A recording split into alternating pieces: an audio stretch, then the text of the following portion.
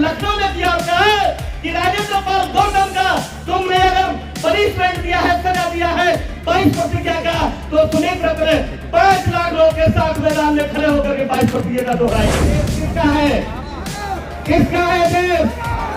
अगर देश आपका होता तो राजेंद्र पाल गौतम को बाबा साहब भीमराव अम्बेडकर के 22% पर मंत्री परिषद से इस्तीफा करना पड़ता, बताइए करना पड़ता क्या? तो आप मुझे जो काव्य लिखा गया है जिसके बारे में कहता है, तो क्या उन्हें 51 लाख रुपया में मूड़ी काटने का घोषणा किया जाता क्या? बताइए, आप लोग पूछता हूं आपसे, नहीं किया जाता। अम्बेडकर के चरणों में पुष्प अर्पित करते हुए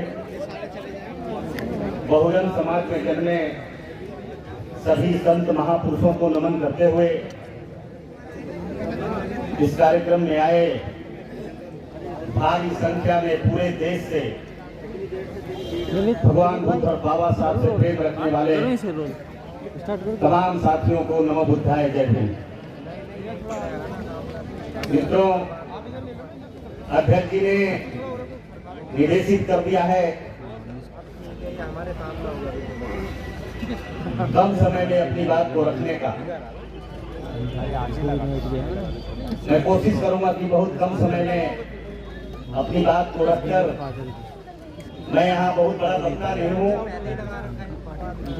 मैं तो एक श्रोता बनकर बहुत सारे विद्वान लोग जो इस मंच पर आए हैं उनसे सीखने आया हूँ, सुनने आया हूँ।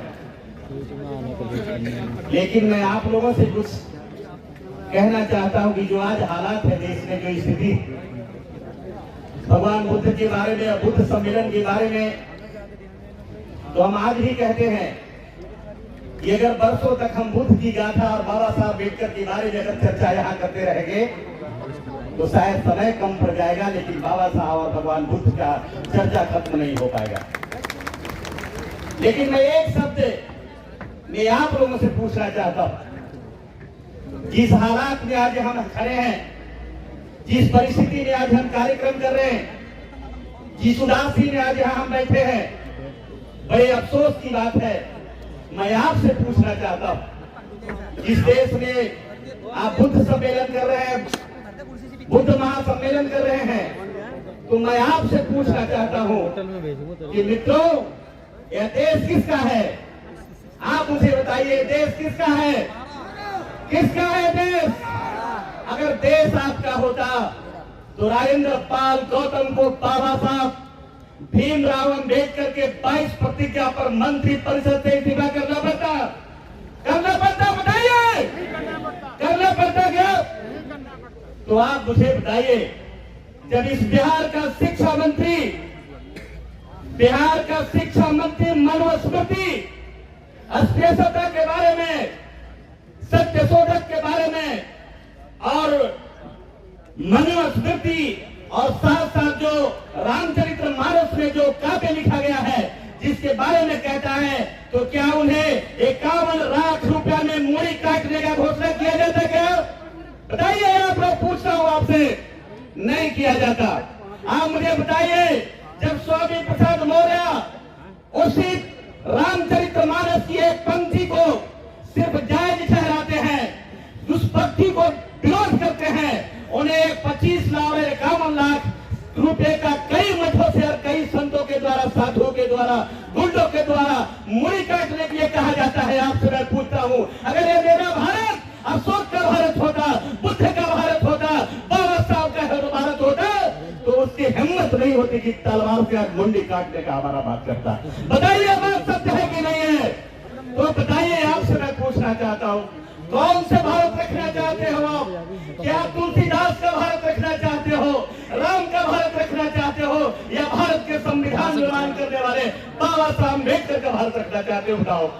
अगर बाबा साहब अम्बेडकर का भारत रखना चाहते हो तो आज बताओ, चैलेंज दे दो यहीं से। मैं कोई बात नहीं बता रहा हूं, मैं कोई यहाँ सेंटिमेंट नहीं कह रहा हूं, लेकिन ये सारी घटनाओं को मैं बारीकी से जब देखा है और समझा है, तो मैं एक नाम जोड़ रहा हूं, आदरणीय भंते जी, मैं एक नाम जोड़ रहा हूं उसमें कि मूड़ी काटने वाला, तेरी माई ने अगर दूध पिलाया है बताना चाहता हूँ। आप कटाओगे कि नहीं कटाओगे मुझे पता नहीं है। आप जिस हालात में बुद्ध का जयंती मनाओगे, बुद्ध सम्मेलन करोगे, मुझे पता नहीं है। लेकिन मैं आज कहना चाहता हूँ, आप मुझे वादा करो कि अब पुराना सम्राट अशोक का भारत लाना है कि नहीं लाना है, अम्बेडकर का भारत लाना है कि नहीं लाना है, भगवान बुद्ध का भारत वापस लाना है कि नहीं लाना है, और दुश्मनों को बाप के घर में भेजना है कि नहीं भेजना है? भेजना है, भेजना है। बोलिए ऊंची आवाज से, वादा है, वादा है, पक्का। एक गाना सुना था हमने, वादा किया तो निभाना पड़ेगा, वादा किया तो, वादा किया तो, ऊंची आवाज में बोलो तो मैं मानूंगा। वादा किया तो, वादा किया तो, आप वादा करो। और मैं भी वादा करता हूं सुमित्रा सेन जी, मैं भी वादा करता हूं, बाबा साहब के पौत्र यहाँ उपस्थित है, मैं वादा करता हूं कि अगर कहीं पसीना अगर आपका निकलेगा, मैं राजनीतिक भाषा में नहीं बोल रहा हूं, राजनीतिक भाषा में बात करने वाले ये पंचशील के झंडा पर आकर खड़े नहीं होते हैं। वीरता के साथ, हिम्मत के साथ मैं कहता हूं, आपका अगर पसीना बहेगा, मैं पहले इस देश में मनुस्मृति को खत्म करने के लिए, इस देश में मनुवादियों को मिटाने के लिए और उसके बाप का बाप ईरानी राज में भेजने के लिए हम संकल्पित हैं और अपना लहू भी बहाने के लिए तैयार है। हम ज्यादा नहीं कहना चाहेंगे, क्योंकि बहुत सारे वक्ता हैं जो आज धर्म के बारे में बोलेंगे, धर्म देशना की बात करेंगे, बाबा साहब के 22 प्रतिज्ञा की बात करेंगे।